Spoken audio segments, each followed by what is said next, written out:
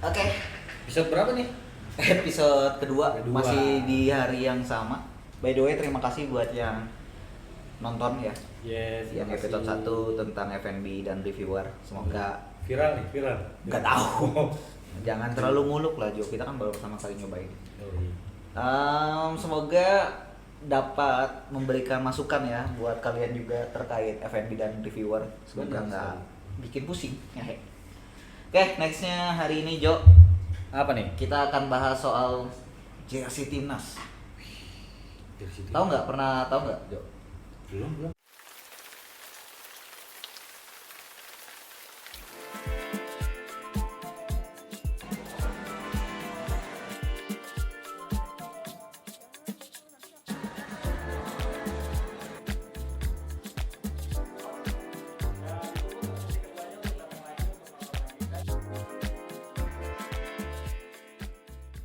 Oke, konteks dulu ya. Jadi. Kan timnas sepak bola kita, timnas Ya. Indonesia itu dulu bajunya itu kan Nike ya. Nike terus sempat ganti jadi Mills. Mills. Nama brand, Nama nama brand. aparelnya itu Oh.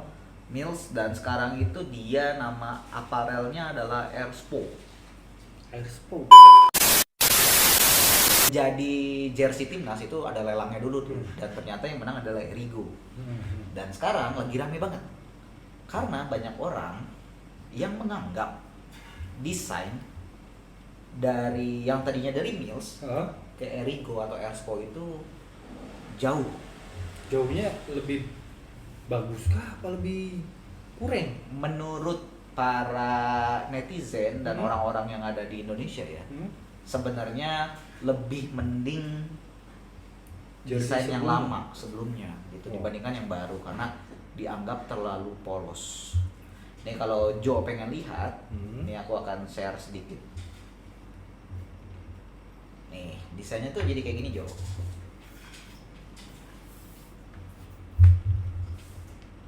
Oh, jadi simple gitu ya, cuman ada logo.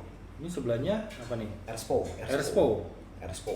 Oh, nggak ada ini apa sponsor lainnya?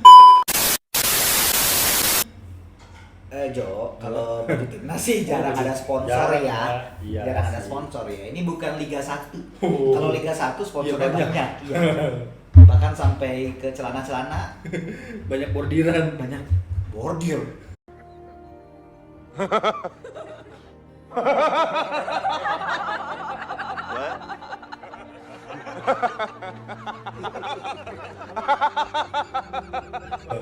Nah ini jersey timnas yang Airspo, terus ini jersey timnas yang Mills. Nah banyak yang menganggap kayak downgrade dari segi desain. Ini yang dari Mills. Oh, sih. Benar. Ya dari segi arah. Better ini sih. Oh menurutnya juga Iya, better ini. lebih better ini sih. Iya.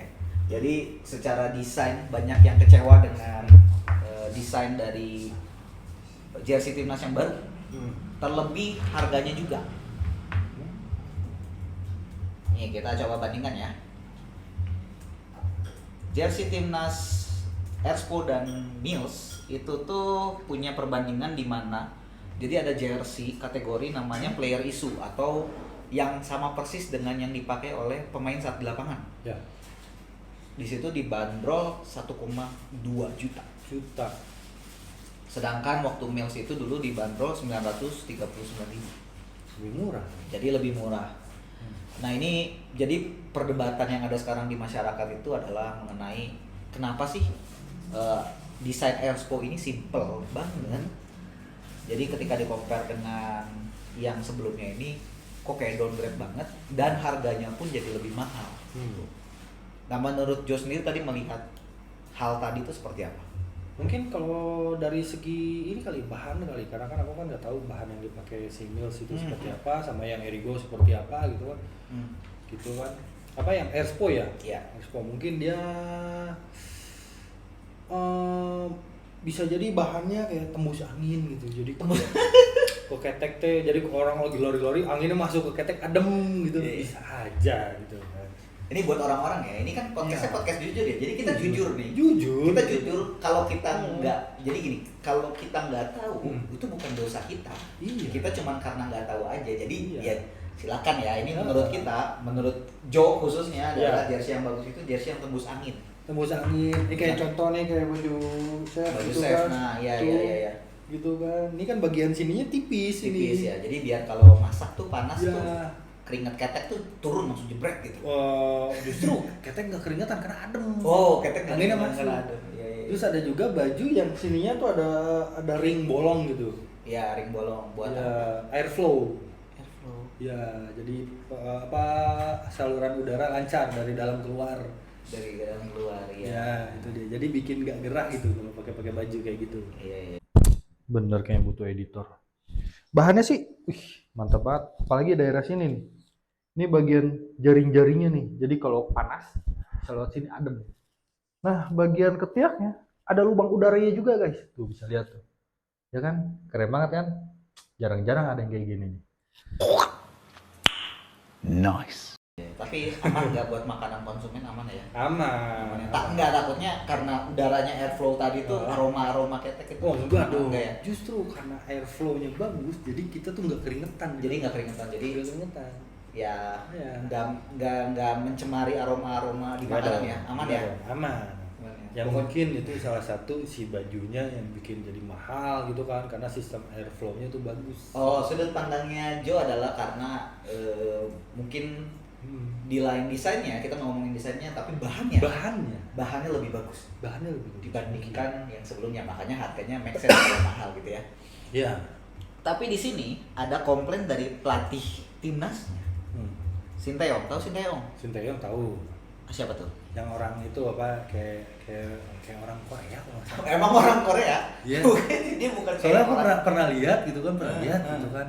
Teman-teman aku tiba-tiba ngomong, itu si Sinteyong. Awalnya aku nggak tahu. Oh, di hotel kamu. Bukan di hotel, di Jakarta. Di Jakarta. Iya.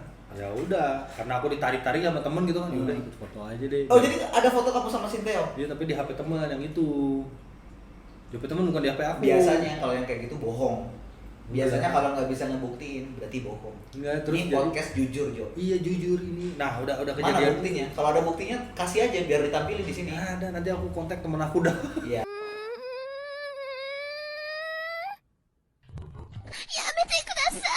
Jadi after foto-foto, Ya. ngomong deh ke temen gitu kan. Nanya bukan Nanya, ngomong. nanya. Itu siapa sih? Oh, gua nggak tahu. Masa lu nggak tahu itu siapa?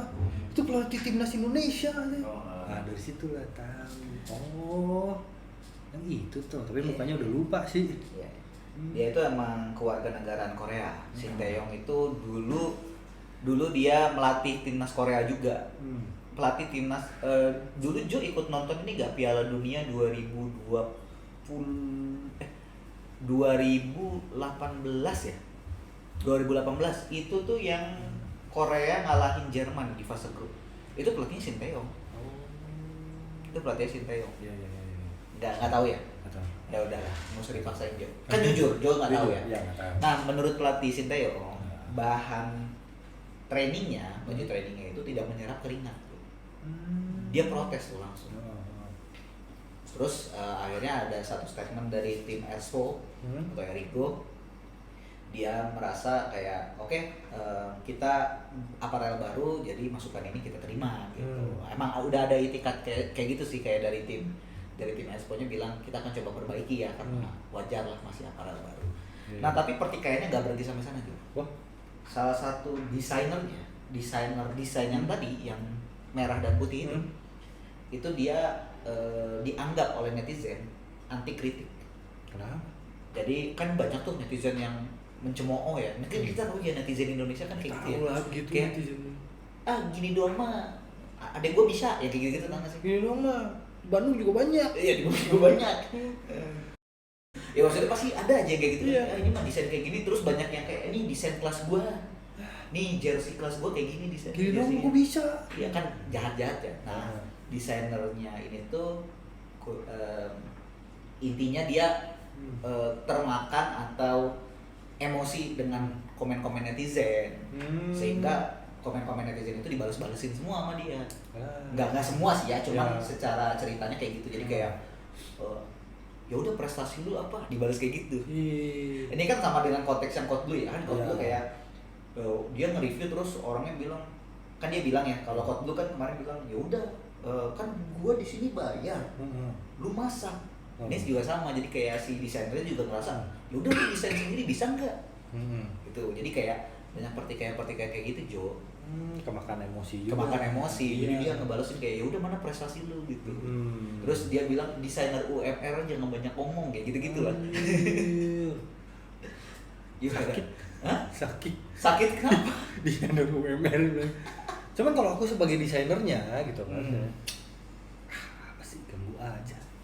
Ganggu apa lagi, ngapain emang? Ganggu orang kerja aja. Oh. Gitu kan. Iya. Ya maksudnya sebenarnya satu sisi bukannya anti kritik kali ya. Mungkin kalau emang ada yang komen ya udahlah dilihat aja gitu. Lu bisa bikin kayak gini tapi lu bisa nggak dapat bayaran kayak gua? Sebenarnya itu sama aja kayak misalnya kalau Messi gitu kan. Kan banyak netizen Indonesia juga ya kan yang ngegoblok-goblokin Messi kan. Misalnya Messi gagal penalti, goblok nih Messi gitu kan.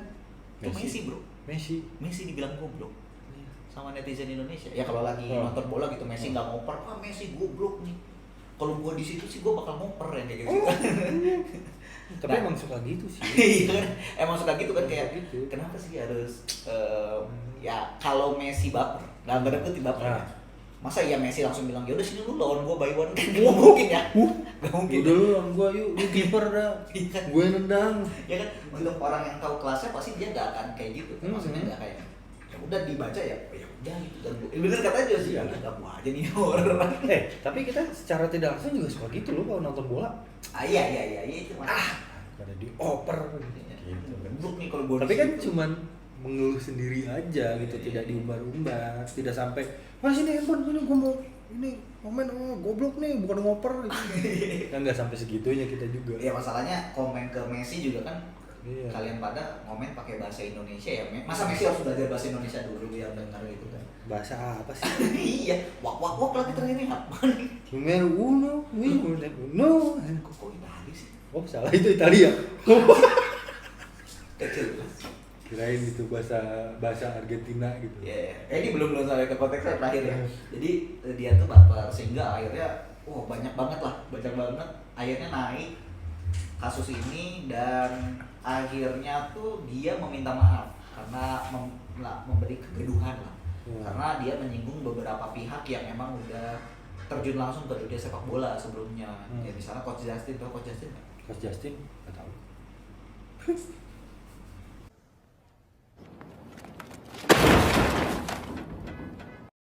Justin di sini dia itu adalah Justin Bieber.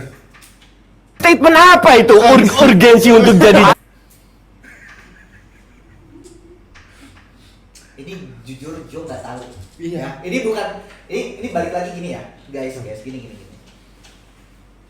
Soalnya salah satu jadi Coach Justin ini dengerin dulu ya. Coach Justin ini tuh dia pernah nge-review jersey-nya secara langsung di podcastnya dia. Dan si desainer ini akhirnya bikin tweet lah. Ya.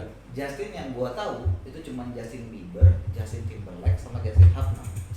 Justin Hafner saya nggak tahu. Nah, intinya adalah Coach banyak netizen yang kecewa dengan itu. Nah, ini kan sebenarnya berarti sudut pandangnya Jo emang nggak tahu Coach Justin siapa. Nggak tahu. Ya udah nggak apa-apa gitu.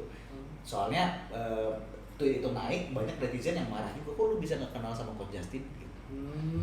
Tapi ini konteksnya karena si desainer ini kan jadi mainnya di ranah timnas sepak bola ya. Jadi masa nggak tahu Coach Justin gitu. Kalau dirimu nggak tahu Coach Justin nggak apa-apa karena emang nggak bersinggungan secara langsung kan. Benar. rugi 1 juta, menang 2, untung 2 juta, you still untung.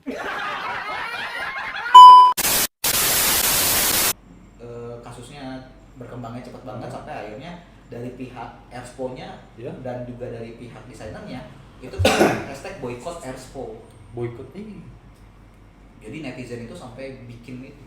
Jadi rame tuh viral di Twitter kalau ada boycott Erspo. Nah gitu konteksnya Jo. Jadi kayak bener-bener wah ini kalau aku jadi yang Erspo-nya sih pasti akan ngerasa kayak wah kok jadi brand gue yang kena nih. Iya lah.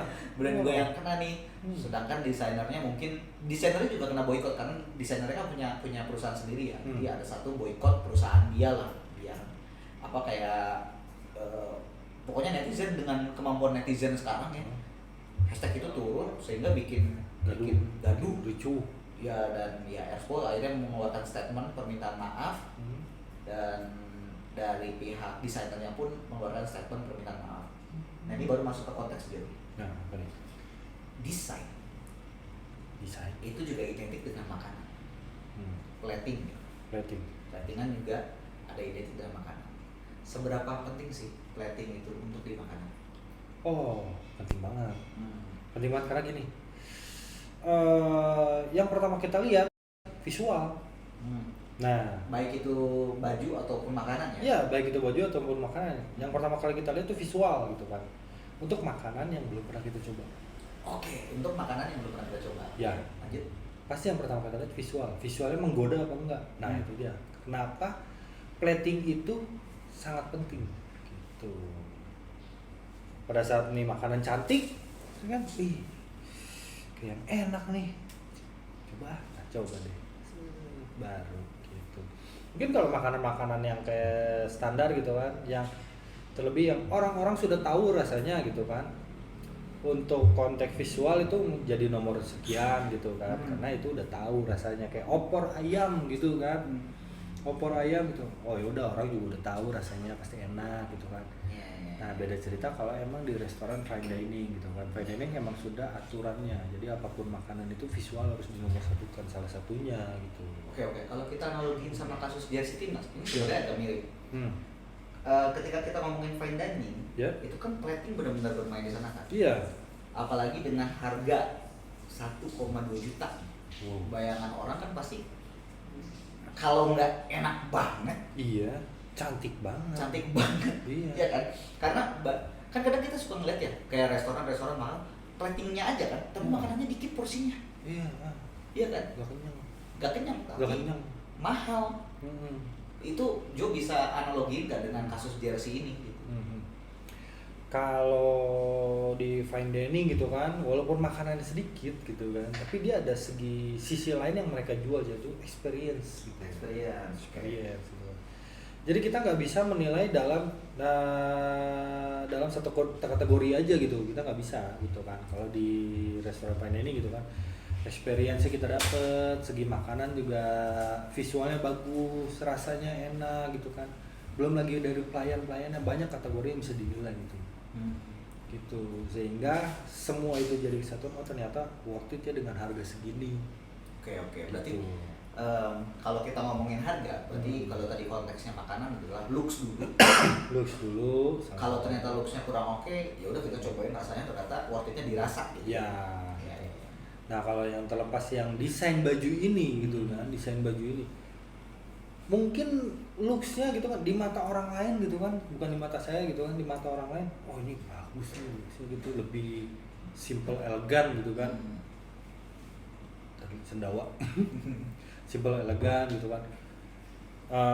Mungkin beberapa pemain sepak bola gitu kan, ada yang suka, oh ternyata pakai ini adem ya gitu kan, keringat langsung turun semua gitu kan, langsung turun. Mungkin ada yang juga yang berkomentar, tidak meresap keringat gitu kan, gitu. Penilaian orang beda-beda lah. Jadi sebenarnya kalau melihat kasus jersey ini kan, kalau kita kembalikan dengan konsep produk ya, kita nggak bisa nyenengin semua orang. Nggak bisa. Lagi bisa jadi ada orang yang emang suka elegannya. Dan ini fun fact-nya adalah desain yang tadi itu sebenarnya punya motif yang emang kelihatannya tuh harus di zoom banget. Jadi ada kayak detail dia itu terinspirasi dari suara-suara supporter katanya. Jadi dia bikin semacam grafik suara. Jadi di sini tuh ada kayak di jersey yang merah atau putih itu tuh ada kayak gradasi gitu, gradasi kayak gitu-gitunya. Cuman emang nggak kelihatan. Ini kan balik lagi kalau kita analogiin ke makanan kan bisa jadi itu rempah-rempah yang luar biasanya tuh di situ kayak gitu kan. Dan kalau misalnya kayak saya gitu kan, saya menilai secara looks doang gitu kan. Looks doang, oh ternyata bagusan yang sebelumnya. Beda cerita kalau bajunya udah di depan mata saya gitu. Beda-beda. Itu udah pasti beda gitu kan. Pas lihat, oh ternyata ada ininya ya gitu kan. Oh ternyata bahannya begini. Dilihat lagi lebih dekat lagi, ternyata ada simbol ini beraneka ragam Indonesia gitu kan.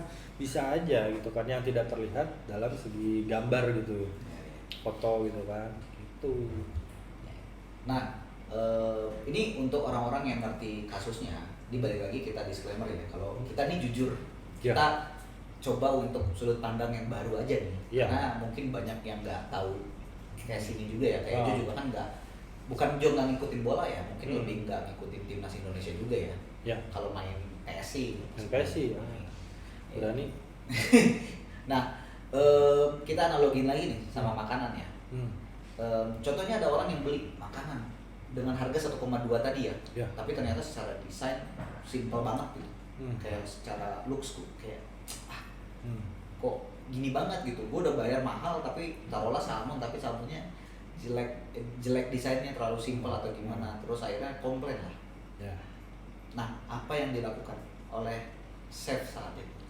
Kalau di situ ada aku ya, di situ ada aku nanya gitu kan, dengan harga segini ekspektasi kamu tuh semana gitu, apa yang pengen kamu dapatkan? Oke, kita ngomongin gak cuma desain tapi rasanya juga ya, karena mungkin gak apple to apple nih antara baju sama makanan. Ya. Kalau baju kan emang harus desainnya, Ya, tapi desain. kalau makanan kan gak cuma platingnya tapi rasa juga penting kan? Rasa juga penting. Ini dia komplain untuk kedua-duanya misalnya. Nah itu apa yang kamu lakukan? Ya aku cari tahu dulu gitu kan, ekspektasi dia seperti apa. Misalnya kalau dari rasa gitu kan, emang kau pengennya seperti apa gitu kan. Saya pengen kok rasanya tuh lebih otentik gitu kan, nggak usah pakai rempah-rempah tambahan seperti di fusion gitu kan, digabung gitu. Saya pengennya otentik gitu kan. Mungkin kalau dari segi plating gitu kan, platingnya lebih ke casual gitu kan, nggak terlalu fine dining banget gitu kan, banyak minyak bunga atau apa gitu kan, gitu. Terus saya tinggal bilang, oh kalau kayak gitu restorannya yang sebelah. Gitu ya, lebih ke arah sana ya. Cuman kan Ya. konteksnya balik lagi ini kita sambungin nih antara Ya. kitchen sama kasus yang desain expo ini. Mungkin selera ya, tapi kan ini tuh membawa timnas Indonesia, jadi Ya.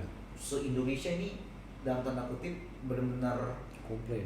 ngelihat desain ini tuh sebagai, kita bisa bilang kayak ya kalau kita pengen dukung dan kita pengen beli jersey ini yang tersedia gitu, Iya. kayak mau nggak mau gitu kan.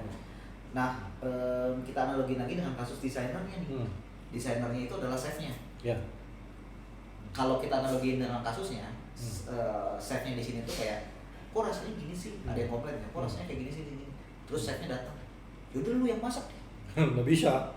Nah itu nggak bisa. Sedangkan Nggak bisa. kasus di sini kan kurang lebih hampir sama dengan ini desainernya yang bilang, oh ya udah lu desainer UMR jangan banyak ini, prestasi lu apa? Nah kalau kita switch dengan konteks di kitchen, ada yang komplain terus kamu bilang, emang lu pernah masak gitu? Nggak bisa, itu bukan suatu jawaban untuk ke konsumen. Nah, terus gimana dong harusnya bersikap? Jadi gini, kita bersikapnya gini. Ini kalau sudut pandang kitchen ya, Ya. pandang kitchen. Kita satu kita punya standar gitu kan. Standar yang sudah disetujui sebelumnya. Gitu. Standar yang sudah disetujui antara pemilik, chef gitu kan, pemilik dan si chef, si pembuat makanan gitu. Oke, mau kayak gini, deal, kita kunci gitu kan. Kita kunci. Oke, jadi ketika ada orang yang tidak suka gitu kan, ya kita jelasin secara pelan-pelan gitu kan. Oh, mohon maaf gitu kan, mohon maaf gitu kan, kalau emang apa yang kita sajiin tidak sesuai dengan ekspektasi gitu kan, mohon maaf. Kali kita kasih kalau di F&B paling kita kasih komplimen atau apa gitu kan. Ya, atau kita perbaiki nih menu berikutnya gitu kan, bisa jadi. Ada kan biasanya di kitchen di resto juga ada beberapa revisi menu juga ya. Revisi juga ada gitu. Nah, kalau konteksnya di ini jersey gitu kan, pasti kan sebelum membuat gitu kan ada persetujuan gitu kan, dengan desain ini seperti apa gitu kan, gimana oke apa enggak nih, persetujuan antara misalnya si desainer dengan siapa, para tertingginya gitu kan, gitu, yang mungkin sudah disetujui, oh oke, harus kayak gini gitu kan, gitu. Nah kalau udah disetujui kayak gitu ya otomatis dengan jersey ini ada yang suka ada yang enggak. nggak mungkin semua suka. Ya, Gitu. ya. Kita masih lanjutin analoginya nih, karena apa yang berimpact kan jadi ada muncul hashtag boykot Expo kan. Ini kalau kita ngomongin boykot Expo, kita analogiin sebagai boykot si restonya. Boykot si Karena restonya. efek dari chefnya yang datang kayak, ya udah lu masak lah, atau lu kalau koki juga paling UMR dan segala macam. Yang akan kena impact adalah si restonya kan. Restonya. Karena orang yang komplain, ya pasti bilangnya, wah restoran A ini nih chefnya kayak gini nih, jangan ada yang kesini. Akhirnya kayak gitu kan impactnya. Dan ini mungkin sama persis dengan apa yang terjadi di Expo juga, dengan kita nyebutnya bukan anti kritik ya, tapi mungkin lebih ke arah emosi kali ya dari sisi desainernya. Hasil emosi itu bisa berakibat panjang, justru bahkan ke F&B-nya juga kan. Nah itu kalau dari sudut pandang Jo itu gimana? Oh, waduh. Kalau sampai berdampak kayak gitu ya bener-bener kasihan si pemilik restonya. Kita sebagai chef kasarnya gitu kan, kasarnya kita nggak begitu nanggung semuanya gitu. Kita bisa aja, oh ya udah restonya udah boykot gitu kan, kita pindah aja kerjanya gitu. Iya. Gitu. Cuman kalau untuk apa menanggulanginya gitu kan secara baik-baik gitu ya, ya kita terbuka aja gitu kan, terbuka gitu sama si yang komplain gitu kan, sama yang komplain gitu, kita ngomong gitu kan, mohon maaf kalau apa yang kita sediakan tidak bikin apa Anda puas gitu kan, salahnya di mana gitu kan. Semua kritik dan sarannya bisa kami terima untuk kedepannya biar lebih baik gitu. Oke. Dan ini pertanyaan buat Jo ya. Kalau Jo di posisi F&B-nya, melihat ada chef yang melakukan itu, apa yang akan Jo lakukan? Dalam kondisi aku yang chef sekarang gitu ya. Bukan, kamu sebagai pemiliknya. Pemiliknya. Terus ada chef kamu yang konfront langsung ke konsumen seperti itu. Ngomong, lu aja masak sendiri. Iya. Mungkin karena si chef ini membela apa yang dia buat kan. Ini makanan gue nih gitu. Dia ngebela kayak emang rasanya kayak gini, mau gimana lagi? Ih, nggak bisa gitu. Si chefnya aku marahin. Dimarahin doang. Ya. Kalau sampai muncul hashtag boykot, Wah, udah chefnya aku suruh apa? Jadi apa? Ibarat bukan tameng sih. Jadi dia bertanggung jawab semuanya. Tuh. Lu harus tanggung jawab apa yang sudah lu buat gitu kan. Karena emang cara lu untuk menangani konsumen tuh salah kalau kayak gitu caranya. ya cara bertanggung jawabnya gimana dong dia? Cara bertanggung jawabnya ya harus say sorry gitu salah satunya, klarifikasi. Verifikasi. Dipecat nggak? Iya. Oh, pecat. Pecat. Ya. Fun fact-nya si desainer ini pun diputus kontraknya sama pihak Expo setelah kejadian munculnya boykot Expo ini. Ya karena ya balik lagi ya, kalau kita analogiin ke F&B dan chef itu bisa jadi mirip banget ya. Jadi bagaimana cara chef untuk menghadapi konsumen itu akan berimpact. Iya, pasti berimpact dengan keberlangsungan dari si restorannya tersebut gitu. Jadi ya kita tahu apa yang kita buat kan bisa jadi ini ya pribadi banget ya, personal banget gitu. Ini gue udah masak, gue udah bikin, menurut kita udah bagus gitu, ini udah enak gitu dan segala macam. Tapi yang namanya produk pasti ada kritik. Dan ya kalau kita nggak siap, akan banyak hal di luar sana yang orang komplain, orang itu kan nggak mau tahu kondisi kita ya. Nggak mau tahu. Kamu nggak mau tahu kondisi kita kayak gimana. Misalnya Jo baru aja putus gitu, tapi udah nikah sekarang. Udah. Kasih lihat cincinnya. Nah, tapi kalau kondisi lagi putus kan kayak tiba-tiba ada yang komplain kayak makanan lu nggak enak, terus tiba-tiba baper, ya lu masuk aja sendiri, lu nggak tahu gua baru putus masa kayak gitu. Nggak mungkin kayak gitu mas, itu tidak profesional. Ya jadi ya intinya adalah ya berhati-hati aja ketika kita ngomongin atau kita berhubungan langsung dengan konsumen, karena ya itu akan berimpact banyak hal sih. Kalau kita udah kenanya ke restoran atau ke perusahaan yang menaungi kita sih, itu bisa jadi berimpact sama hajat orang banyak sih, bukan cuman dia doang gitu. Jadi ya harus bijak aja ya dengan ini. Jadi dia balik lagi kasus-kasus yang ada di Indonesia ini tuh mereka yang mengalami, tapi kita yang belajar gitu. Jadi ya semoga makin baik lah Indonesia. Tapi ada takeaway-nya nggak Jo menurut Jo soal jersey timnas ini dan analogi tadi gitu. Apa yang Jo pengen sampaikan? Kepada netizen gitu ya. Kepada netizen. Nah, ini langsung kepada netizen ya. Kepada netizen mengenai jersey ini gitu. Mengenai jersey ini. Jersey terbaru gitu kan. Menurut aku pribadi, aku kurang suka dengan modelnya gitu kan. Kurang suka bukan berarti mencaci maki. Ya. Gitu. Ya udah cukup aja, oh ya aku kurang suka berarti ya udah nggak usah beli gitu. Ya. Sebatas itu aja, nggak usah sampai mencaci maki gitu kan. Tapi akan mencaci orang yang beli nggak? Hmm? Misalnya kayak, ih gimana beli baju ini? Enggak. jelek." Biasa Enggak, aja. biasa aja gitu kan biasanya. Ya udah kalau nggak suka ya udah gitu kan, nggak usah digempor-gempor, nggak usah manas-manasin orang. Itu desainnya jelek dong, nggak usah beli. Gitu nggak usah juga.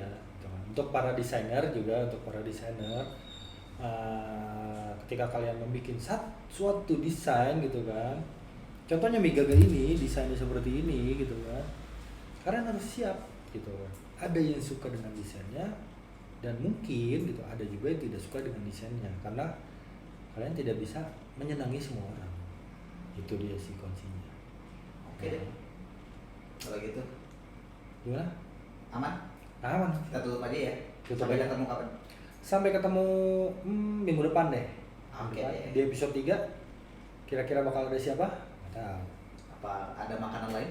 Oh, produk lain yang mau masuk lewat Silakan. sini ya, silakan. Silakan.